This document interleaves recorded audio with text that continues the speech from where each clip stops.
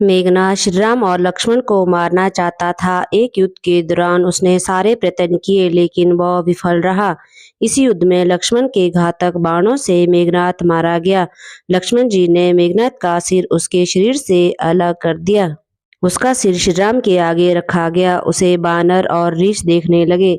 तब श्रीराम ने कहा, इसके सिर को संभाल कर रखो। दरअसल श्रीराम मेघनाद की मृत्यु की सूचना मेघनाद की पत्नी सुलोचना को देना चाहते थे। उन्होंने मेघनाद की एक भुजा को बाण के द्वारा मेघनाद के महल में पहुंचा दिया। वह भुजा जब मेघनाद की पत्नी सुलोचना ने देखी तो उसे विश्वास नहीं हुआ कि उसके पति की मृत्यु हो चुकी है। उसने भुजा से कहा, अगर तुम वास्तव में मेघनाद की भुजा हो तो मेरी दुविधा को लिखकर दूर करो।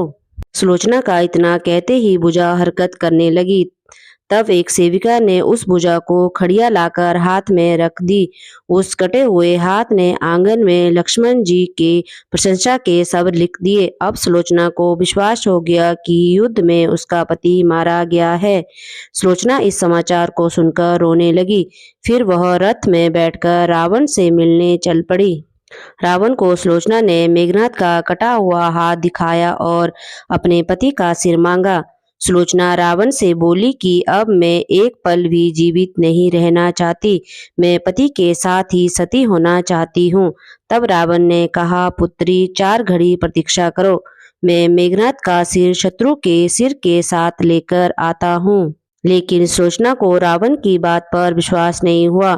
तब सुलोचना मंदोदरी के पास गई। तब मंदोदरी ने कहा, तुम राम के पास जाओ, वह बहुत दयालु हैं। सुलोचना जब राम के पास पहुंची तो उसका परिचय विभीषण ने करवाया। सुलोचना ने राम से कहा, हे राम, मैं आपकी शरण में आई हूँ।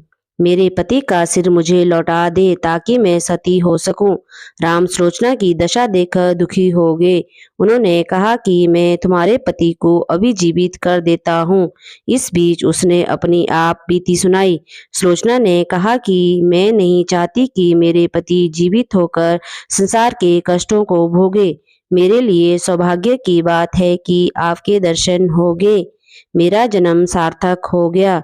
अब जीवित रहने की कोई इच्छा नहीं है।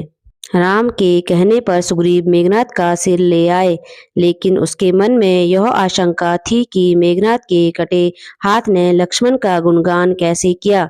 सुग्रीव से रहा नहीं गया और उसने कहा, मैं सुलोचना की बात को तभी सच मानूंगा जब यह नरमुंड हंसेगा। सुलोचना के सतीत्व की यह बहुत बड़ी परीक्षा थी। उसने कटे हुए सिर से कहा, हे स्वामी, जल्दी हंसिए, वरना आपके हाथ ने जो लिखा है उसे ये सब सत्य नहीं मानेंगे। इतना सुनते ही मेघनाद का कटा सिर जोर जोर से हंसने लगा। इस तरह सुलोचना अपने पति का कटा हुआ सिर लेकर चली गई।